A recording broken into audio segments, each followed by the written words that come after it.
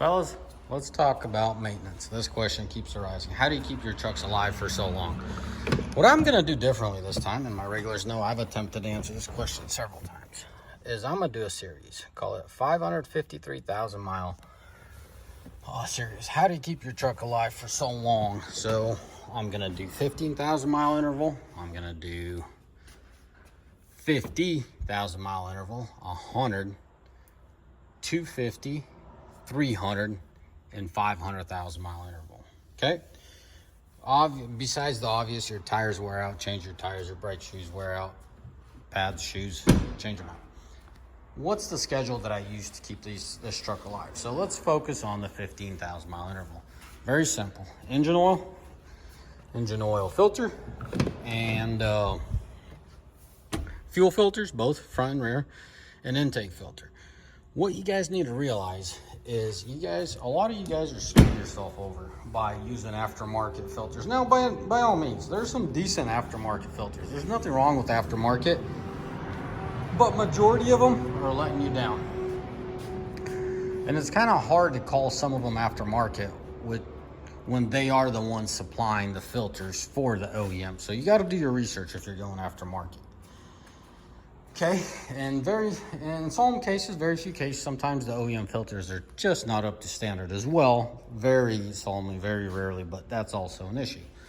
So what we do is we use Wix intake filter. We use a Wix oil filter or a Fleetguard oil filter. Both of them do a really good job. We used to use a lot of Schaefer's. Nowadays,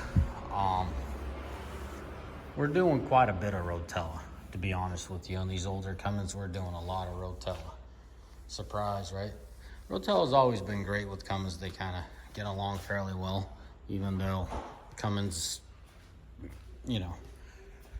endorses Valvoline right now. I can't say good or bad. They seem to be just fine in the Cummins engines. I recently did a video on my Ford. Valvoline and Power Strokes just don't get along with after treatment.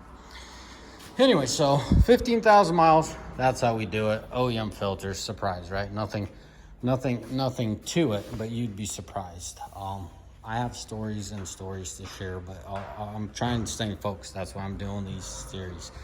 But one of the ones that stood out to me the most as a gentleman was contemplating on rebuilding his engine because it had so much blow-by, right?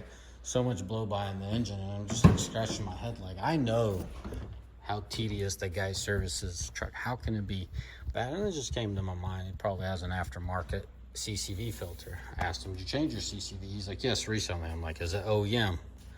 I don't remember what he told me. I said, go get one from the dealership and put an OEM CCV filter. Guys, no matter how well you service your engine, you're always going to have blow-by. And to a certain extent, that filter will service that. It'll take care of that. That is why it's there, okay? I'm not talking excessive. I'm just saying regular operating blow-by. That's why the filter's there. And your cap won't go flying like everyone likes to do. Start the engine, put the cap on there, see if it gets pressurized off, right? So that's a prime example. I mean, I went to that extreme so you guys understand how serious it is how crucial it is and serious it is to use the proper filters. I'm just showing you guys around, show you what 550,000 miles looks like. It's a good truck. It's a well-worked truck. I don't know if the video does it justice. It's not perfect. It's not straight. It has its weaves. This is kind of collapsed in there, but it's functional. It's workable, and I absolutely love this truck. But there's time and place for everything. This truck needs a lot of time and maintenance if I'm going to run it hard every day. So she's been on the back burner right now. If my shop slows down, we will throw a new turbo in it. We will throw new wiring harness in it, and I wanted to replace the rear springs, but that's a video for another time, guys. I can't stress enough the products you guys use often are very overlooked. Stick to OEM. If you don't know how to do research, you'll never get your butt handed to you with OEM. Just use OEM parts, and I mean OEM parts. Shoot, let me share the story with you as well, and I'll wrap up this video. A family member of mine, for whatever reason, decided to change the CCV filter. Not CCV filter, it's the PCV valve on his Honda. out of all things, right? He's like, oh, these things are known to go. He changes it, Honda badged, part everything. And all of a sudden, the thing starts smoking on him. I'm like, well, go put your old one in it. He's like, well, I just put a brand new one. I'm like, you're not hearing what I'm telling you. You got ripped off. Everything shows Honda, stapled Honda, but it was a Chinese knockoff. I'm like, hey, look at the weight difference, man. This thing feels like some really cheap machine made it, where the other one actually had a metal, I'd call it a spring-loaded ball in there. You know, you could actually feel the quality, so please don't overlook that, guys. I'm gonna wrap this video. Anyways, more to come to this video as far as the 50, and like I've mentioned off in this video. Those are the nitty-gritty ones.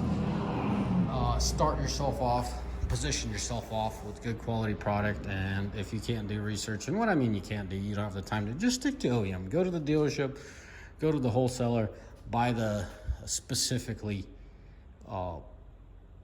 engineered filter. It's not only filtration, it's flow, it's pressure, it's valving, everything's in there. So do yourself a solid one and use OEM filters. As always, may the Lord bless you, and may you all mighty find day. Ciao. Bye.